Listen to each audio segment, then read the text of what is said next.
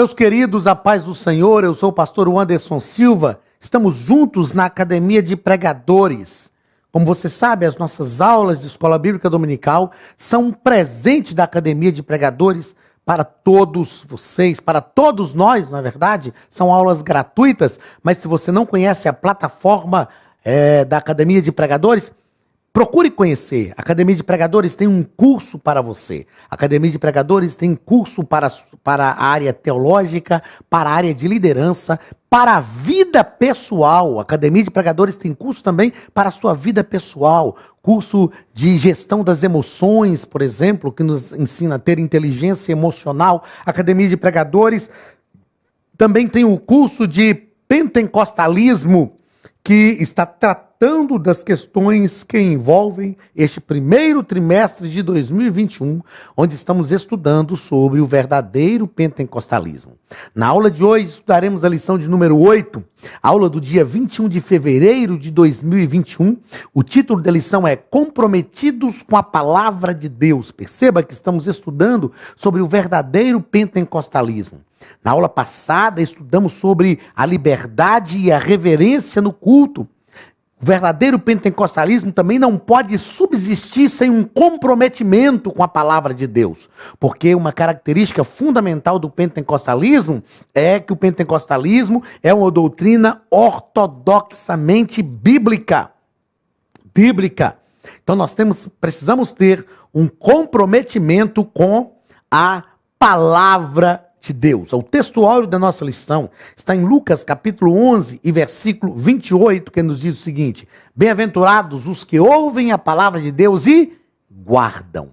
Ou seja, os que não deixam escapar esta palavra. Porque quando ela está guardada em nós, ela se torna prática na nossa vida e nós tornamos verdadeiramente discípulos de Jesus. Porque Jesus diz assim: se as minhas palavras... Se vós estiverdes em mim e as minhas palavras estiverdes em vós, verdadeiramente sereis meus discípulos. Então, o que é ser discípulo de Cristo? É caracterizado pela palavra de Deus atuante na nossa vida. Verdade prática.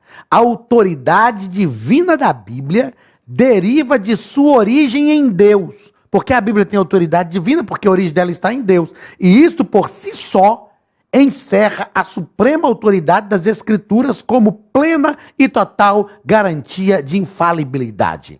É o que Martinho Lutero defendeu na Reforma Protestante. Sola Escritura, somente a Bíblia, somente a Escritura tem autoridade na igreja. Por quê? Porque ela deriva do próprio Deus. A Bíblia, ela tem essa autoridade divina porque ela deriva, sua origem deriva do próprio Deus. Ponto central da lição: amamos a palavra de Deus e somos comprometidos com ela. Não há como amar a palavra se não tiver comprometimento com ela. Eu sempre digo em aulas de homilética, por exemplo, que nós devemos pregar o que? A palavra. Se nós nos preocuparmos, como pregadores, nos preocuparmos em pregar a palavra produz tudo o que nós precisamos. Nós não precisamos de jargões para mudar a vida de ninguém. Nós só precisamos da ministração da palavra, de viver a palavra, de envolver com a palavra. E a palavra de Deus disciplina todas as coisas. Objetivo geral da nossa lição: demonstrar o compromisso com a palavra. É isso que nós vamos aprender na lição de hoje. Objetivos específicos: primeiro, afirmar a autoridade da Bíblia. A Bíblia tem autoridade sobre nós. Terceiro, mostrar o zelo pela boa doutrina. O que é ser zeloso? É obedecer, é guardar, é cuidar desta boa doutrina. E terceiro, pontuar os cuidados quanto aos modismo. A gente vai ver o que é modismo, a gente vai perceber que modismo não é trazer coisas novas, atualizações, coisas importantes que até ajudam a melhorar, a vida cristã. Modismo são coisas sem fundamentação bíblica e que não têm nenhuma relação com a verdadeira fé cristã. Leitura bíblica em classe. Está na segunda carta de Paulo a Timóteo, capítulo 2, dos versículos 14 ao 19, e segunda epístola de Pedro, capítulo 1, versículos 20 e 21. O texto nos diz o seguinte: traze estas coisas à memória, ordenando-lhes diante do Senhor que não tenham contendas de palavras que para nada aproveitam e são para perversão dos ouvintes. Procura apresentar-te a Deus aprovado, como obreiro que não tem de que se envergonhar e que maneja bem a palavra da verdade. Mas evita os falatórios profanos, porque produzirão maior impiedade, e a palavra desses roerá como gangrena, entre os quais são Himeneu e Fileto, os quais se desviaram da verdade, dizendo que a ressurreição era já feita, e perverteram a fé de alguns. Todavia, o fundamento de Deus fica firme, porque está fundamentado na palavra. Tendo este zelo, o Senhor conhece os que são seus, e qualquer que profere o nome de Cristo, aparte-se da iniquidade. Olha o que Pedro diz: sabendo primeiramente isto, que nenhuma profecia da Escritura é de particular interpretação, porque a profecia nunca foi proferida por vontade de homem algum, mas os homens santos de Deus falaram inspirados pelo Espírito Santo.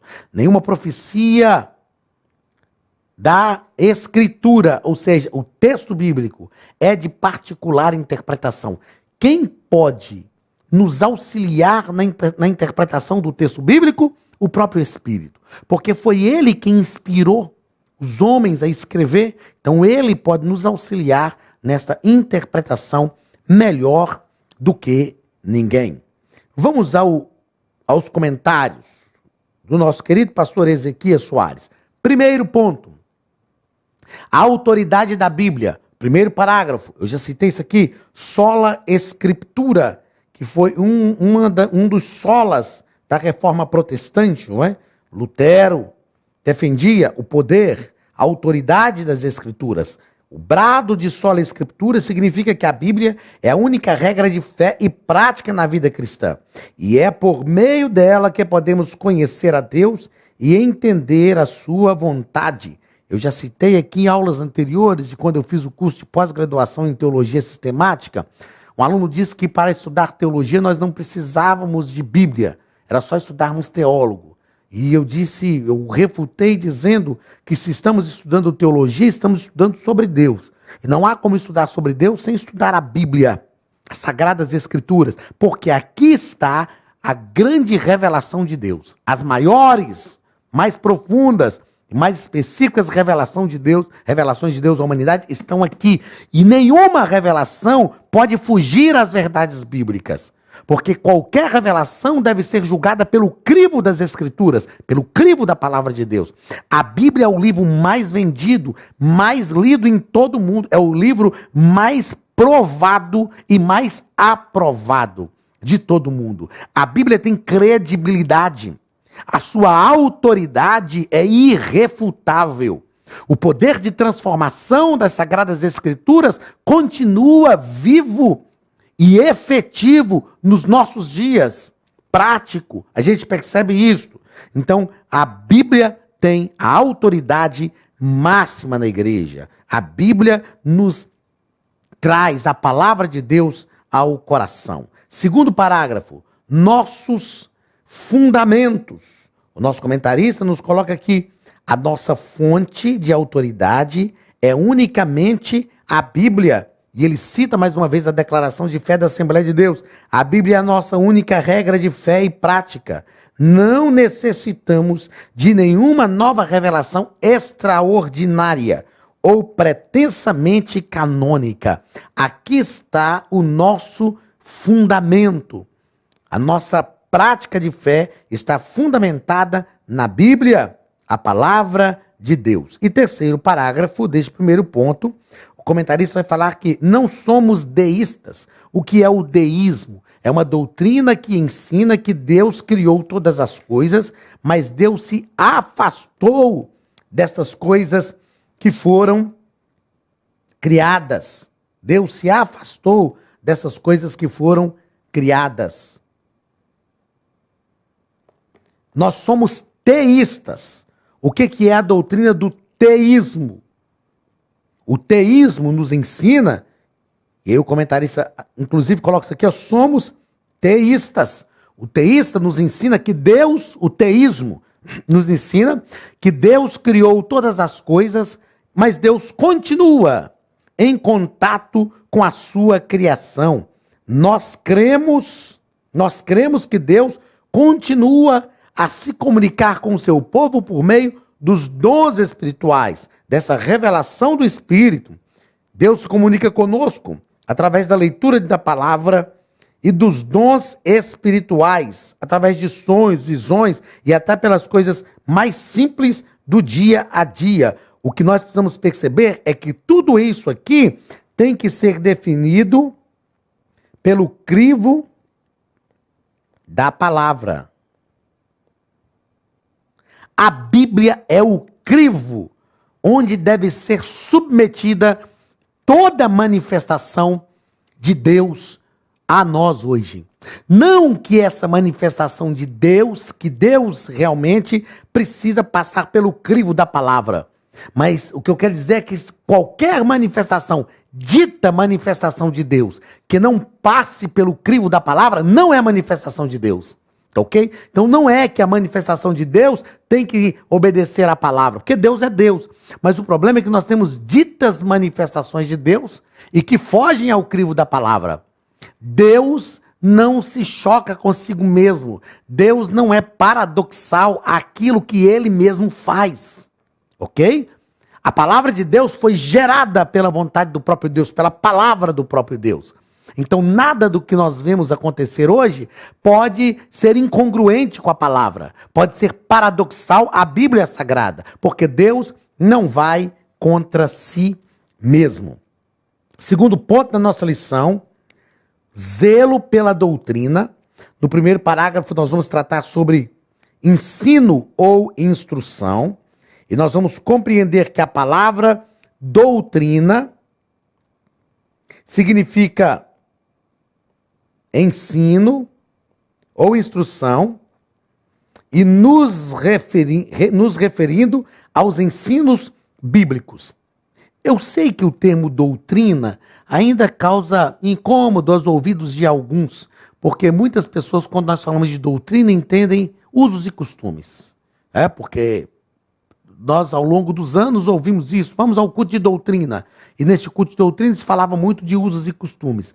A gente sabe que, como assembleianos, alguns usos e costumes mudaram. Eu não vou entrar nesta seara e dizer se está certo, se está errado. É claro que a Bíblia nos orienta a preservar os bons costumes. A Bíblia diz que as más conversações corrompem os bons costumes. Mas de doutrina, aqui nós estamos falando de ensino bíblico transformador, ensino genuinamente bíblico. Esse ensino que transforma, esse ensino que instrui, esse ensino que motiva, esse ensino que realmente produz em nós novas criaturas. Eu estava conversando com um pastor, um amigo, pastor de igreja, e ele me disse: pastor, aqui nós ensinamos a palavra. Na igreja nós devemos ensinar a palavra. É a palavra quem convence, é a palavra quem transforma, é a palavra quem muda, é a palavra. A palavra de Deus tem esse poder. Se nós não crermos que a palavra de Deus doutrinariamente vai ensinar, se nós não crermos esse zelo pela doutrina, pelo ensino e instrução da palavra, se nós não crermos nisto, se a palavra não pode ensinar, se a palavra não pode transformar, o meu discurso não vai valer de nada. Então, o que nós ensinamos deve estar envolvido, né? O que nós ensinamos deve estar permeado pela a palavra. O conteúdo da fé é o segundo parágrafo deste segundo ponto. A fonte do conteúdo doutrinário é a própria palavra de Deus, auxiliada pela experiência cristã e com a ajuda do intelecto humano. Então, como se forma a nossa fé? Nós já citamos várias vezes, e o nosso comentarista, pastor Ezequiel Soares, diversas vezes ele cita aqui a confissão de fé das Assembleias de Deus. Então, como se forma esse conteúdo da fé? É um conteúdo doutrinário que é extraído da própria palavra de Deus, auxiliada pela experiência cristã. Então veja só, a confissão de fé assembleiana, ela é firmada na palavra, auxiliada pela experiência cristã de fé dos crentes assembleianos. A confissão de fé presbiteriana, ela é também firmada na palavra, é um conteúdo doutrinário extraído da palavra, auxiliado pela experiência cristã de fé dos crentes presbiterianos. O que é importante aqui? A experiência de fé, ela é interessante, mas o que é mais importante neste conteúdo da fé é esta fonte de conteúdo doutrinário na própria palavra. Na própria palavra. Porque se está na própria palavra, a experiência de fé pode ser diferente de uma comunidade de fé para outra. Mas a palavra não, a palavra é a mesma. Então estamos firmados na mesma palavra, com a ajuda do intelecto humano, inteligência humana, com a ajuda daquilo que nós compreendemos através desta nossa vivência na comunidade de fé. Terceiro parágrafo do segundo ponto. A nossa confissão de fé, e a Bíblia e o nosso comentarista nos colocam que a nossa confissão de fé não é de autoria particular, pois expressa o pensamento e a vida da igreja. A nossa confissão de fé assembleiana não foi uma pessoa só que criou, que inventou, que tirou da sua própria cabeça. Não, ela não é de particular autoria, pois ela expressa o pensamento e a vida da igreja, a vida dessa comunidade de fé. E ele diz ainda que esse documento é submetido às escrituras e estão em conformidade com ela. Foi o que nós acabamos de dizer no ponto anterior. É a nossa. Eu sou crente assembleiano, porque foi aqui na Assembleia de Deus, foi na Igreja Assembleia de Deus que o Espírito Santo revelou Cristo ao meu coração. Pastor, mas eu sou batista, glória a Deus, meu irmão. Foi aí que o Espírito Santo revelou Cristo ao seu coração. Eu sou presbiteriano, amém. Foi aí que o Espírito revelou Cristo ao seu coração. Eu sou da Igreja Universal do Reino de Deus, amém. Foi aí que o Espírito Santo revelou Cristo ao seu coração. Ah, pastor, mas Deus falou comigo que é para eu mudar de denominação. Peraí, se Deus falou, já não é um problema da gente. É um problema é um problema de Deus e você. Deus falou com você. Então siga a orientação de Deus. Ok? Sem críticas, com respeito, porque aquela outra denominação tem uma prática, tem uma experiência, prática de fé não, que a prática de fé é a mesma, porque a prática de fé está alicerçada na palavra, mas uma experiência de fé diferente. Somos os pentecostais, somos os tradicionais, somos neopentecostais. A experiência de fé é diferente. Né? Desde que esteja firmado na palavra, disciplinado pela palavra, produzido pela palavra, e a palavra de Deus é que está operacionalizando todas as coisas, glórias a Jesus. É a experiência de fé diferente. É o que nós estamos estudando nessa lição de número 8. Estamos comprometidos com a palavra de Deus. Ah, pastor, qual é a melhor denominação? É aquela que está comprometida com a palavra de Deus. É aquela que você se sente melhor. É aquela comunidade de fé onde você se sente à vontade, onde você tem liberdade para cultuar a Deus.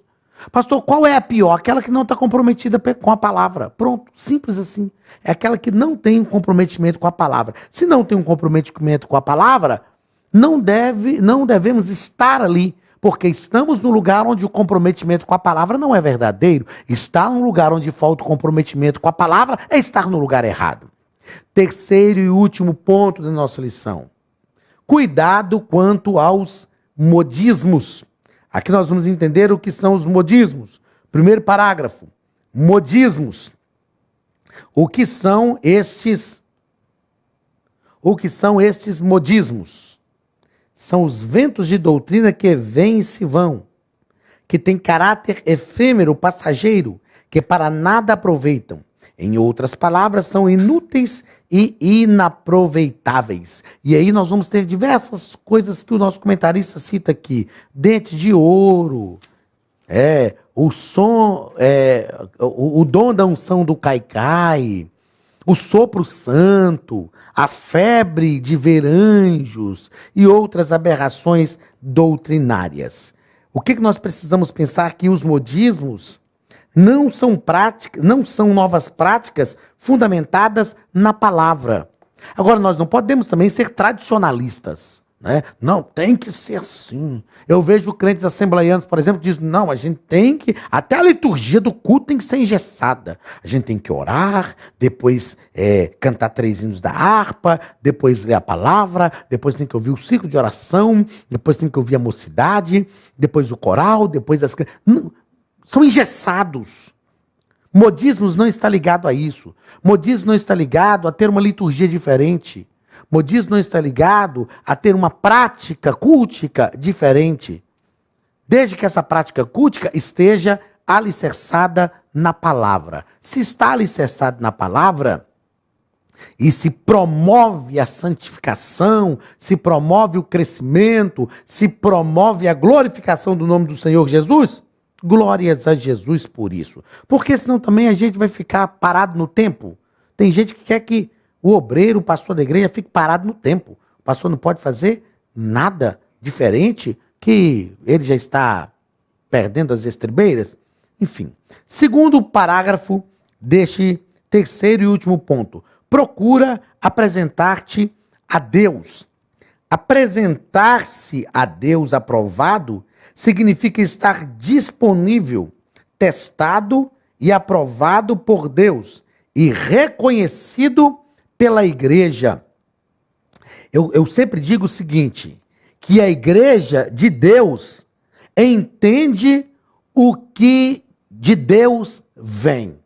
A igreja de Deus entende o que de Deus vem. Então, quando a Bíblia diz que é preciso apresentarmos como obreiro aprovado por Deus e aprovado pela igreja. Ah, pastor, por que tem que ser aprovado pela igreja? Porque a igreja é de Deus. E o que nós fazemos para a igreja. Então, se é Deus que está fazendo, a igreja de Deus entende o que de Deus vem. E quando Paulo fala isso com Timóteo, Paulo está falando que ele precisa manejar bem a palavra da verdade, que é o terceiro ponto aqui, que ele não precisa ter com que é o quarto parágrafo aqui, ele não pode se envergonhar, ele tem que ser aprovado. E a gente vai perceber o seguinte, esse obreiro aprovado que Paulo está dizendo aqui, é o obreiro que sabe fazer coisas mirabolantes? Não, é o obreiro que maneja bem a palavra da verdade. A gente vai perceber que o texto completo, e para este ponto, por inteiro é isso, procura apresentar-te a Deus como obreiro que não tem de que se envergonhar, que maneja bem a palavra da verdade. Apresentar-se a Deus aprovado. Terceiro parágrafo, como obreiro que não tem de que se envergonhar. E o nosso comentarista coloca aqui que o termo obreiro, tanto em grego quanto em português, vem de obra, trabalho, e tem significado amplo no Novo Testamento. Então, o que é o obreiro? Vem de obra. Obreiro é aquele que está na obra, é aquele que está trabalhando. Então, como eu me apresento verdadeiramente como obreiro? Quando eu estou na obra, quando eu estou trabalhando. Então, primeiro, eu tenho que me apresentar a Deus aprovado, como obreiro que não tem de que se envergonhar, ou seja, que está ligado à obra, que está entregue à obra, que está trabalhando. Aquele que está, eu anotei isso aqui, aquele que está dedicado à obra. Aí sim. Então, procura apresentar-se primeiro a Deus. Perceba, então, o que Paulo está nos dizendo. Antes de nos apresentar à igreja, nós temos que nos apresentar primeiro a quem? A Deus. Porque aqueles que não se apresentam diante de Deus não podem ser apresentados diante da igreja de Deus.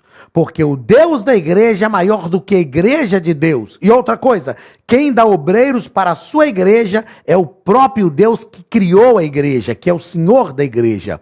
Então, antes de nos apresentar à igreja, precisamos nos apresentar a Deus. Procura apresentar-te a Deus aprovado. Alguns hoje têm a aprovação da igreja, mas não têm a aprovação de Deus. Porque não tem o Espírito de Deus para gerir a igreja que é de Deus, pelo Espírito que vem de Deus para a sua igreja. Então nós precisamos nos apresentar primeiro a Deus e apresentar-nos aprovado. Quem é o obreiro aprovado para a igreja? É aquele que passou pelo crivo de Deus. se nós nos apresentamos a Deus aprovado, nós estamos prontos para a obra. Aí ele diz, como obreiro, procura apresentar-te a Deus primeiro aprovado. Aprovado agora como obreiro, que não tem de que se envergonhar. O obreiro que se apresenta primeiro a Deus não é envergonhado diante da igreja, porque a igreja é de Deus e Deus já aprovou os obreiros que serão apresentados a ela. Então procura apresentar-te a Deus aprovado, como obreiro que não tem de que se envergonhar, ou seja, aquele que está dedicado à obra. E quarto parágrafo, e último parágrafo deste terceiro ponto, que maneja bem a palavra da verdade. Então perceba que são três coisas distintas aqui. Primeiro, apresenta-se a Deus aprovado. Segundo, como obreiro que não tem que se envergonhar, está dedicado à obra de Deus na igreja. E terceiro, que maneja bem a palavra da verdade. O que é manejar bem a palavra da verdade? É ter eloquência? O próprio comentarista diz que a preocupação de Paulo é com o ensino correto da palavra de Deus, com base numa exegese sólida, com a aplicação para a edificação espiritual da igreja. Então, manejar bem a palavra não é ter eloquência. Manejar bem a palavra é ter fidelidade à palavra, ao apresentar essa palavra para a igreja. Esbarrei a mão de novo e mudei. Então, manejar bem a palavra é ter fidelidade ao apresentar esta palavra aqui, ó. Ao apresentar esta palavra à igreja. É claro que a eloquência é importante. É claro que a eloquência é algo lindo, magnífico. Mas não adianta ter eloquência sem ter fidelidade à palavra. Então, é o ensino correto. Ser um obreiro que maneja bem a palavra da verdade é ter condições de ensinar corretamente a palavra de Deus para a igreja de Deus. Irmãos, é só nós entendemos que a igreja é de Deus. E tudo que nós fazemos para a igreja deve ser de Deus. Porque se nós trazemos para a igreja de Deus aquilo que não vem de Deus, primeiro que essa igreja tem que rejeitar. Eu disse certa feita que, às vezes, eu não sei o que é pior. Se é um obreiro que não tem direcionamento de Deus ao apresentar projetos para a igreja, ou é a igreja que recebe projetos que não são de Deus para ela. Porque a igreja também tem que ter esta intimidade com Deus para perceber quando os projetos não são de Deus, ela rechaçar. Ela fala, não queremos. Nós queremos a palavra. Nós queremos ouvir o que é de Deus. Nós queremos receber aquilo que vem de Deus, porque nós somos igreja de Deus. Então, como igreja de Deus, nós devemos receber e aprovar só aquilo que obreiros que são de Deus trazem. Agora pensa que quadro magnífico, que eu vou falar até nessa câmera fechada aqui para você entender. Olha o quadro magnífico. Um Deus que cria a igreja. Uma igreja que é criada por Deus. Um obreiro que é chamado por Deus e que se apresenta a ele aprovado. Que é um obreiro porque está dedicado à obra. E que maneja bem a palavra da verdade, ou seja, que ensina a palavra de Deus para a igreja de Deus. Irmão, isso é uma trilogia magnífica e perfeita. A igreja de Deus, o obreiro de Deus, chamado por Deus, que ensina a palavra de Deus. Aí sim, nós temos uma igreja de verdade e uma igreja que recebe a palavra. Que Deus nos dê, como ele diz em Jeremias, que Deus nos dê obreiros assim, e que eu e você sejamos estes obreiros para a igreja. Que nós, como igreja, também não aceitemos menos. Ah, pastor, mas isso é pedir muito, Como igreja de Deus, querer um obreiro que se apresentou a Deus, que seja aprovado por Deus e que ministre a palavra de Deus, isso não é pedir muito, isso é o mínimo. O mínimo que eu e você, como obreiros, podemos levar à igreja, dar à igreja aquilo que vem de Deus. E sabe o que é mais importante? Quando nós levamos à igreja de Deus aquilo que vem de Deus para a sua própria igreja, isso quer dizer que antes da igreja receber o que vem de Deus para ela, nós recebemos primeiro aquilo que Deus quer dispor à sua igreja, porque nós somos obreiros de Deus para a sua igreja. Que essa seja uma verdade de Deus para a sua vida como obreiro e que essa seja uma verdade de Deus para a vida de todos nós como igreja. Deus te abençoe. Até a nossa próxima aula. e que você, como igreja, receba de Deus aquilo que Deus usa os seus próprios obreiros para trazer à igreja, e que ao receber você saiba identificar: veio de Deus para a nossa vida e o nome de Jesus será glorificado. Deus te abençoe, abençoe a sua casa e a sua família. Um grande abraço da Academia de Pregadores e do pastor Anderson Silva, e até a nossa próxima aula, em nome de Jesus.